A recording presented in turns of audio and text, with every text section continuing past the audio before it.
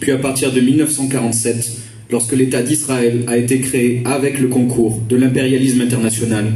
et par la spoliation des terres du peuple palestinien. Depuis plus de 70 ans, ce peuple est continuellement attaqué, chassé de ses terres, privé de la capacité à se gouverner, soumis à un régime d'apartheid, emprisonné à ciel ouvert et soumis au bombardement, détention arbitraire et assassinat d'Israël. Malgré cela, l'essentiel des puissances impérialistes ainsi que leurs alliés soutiennent un fait colonial pourtant dirigé contre les intérêts des peuples.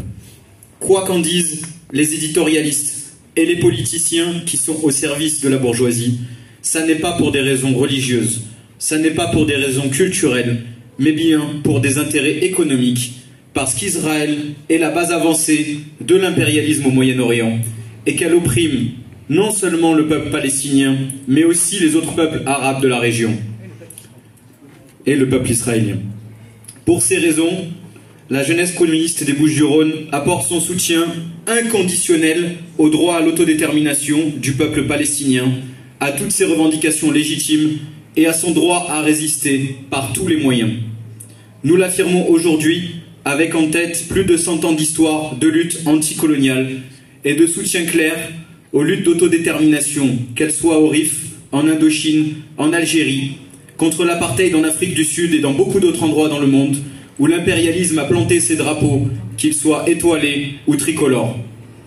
Les larmes de crocodile qui sont aujourd'hui versées par ceux qui hier n'avaient pas de mots assez durs contre les Palestiniens ne nous émeuvent pas et ne nous surprennent pas. Les mêmes impérialistes qui fomentent des guerres,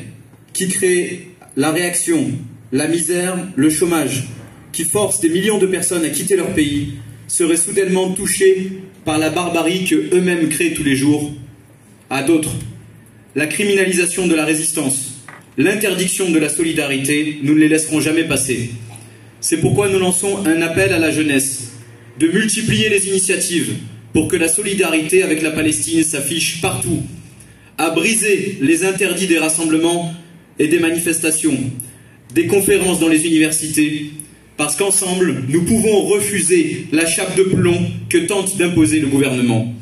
Nous pouvons nous mobiliser pour populariser le boycott, le désinvestissement et les sanctions à l'égard d'Israël.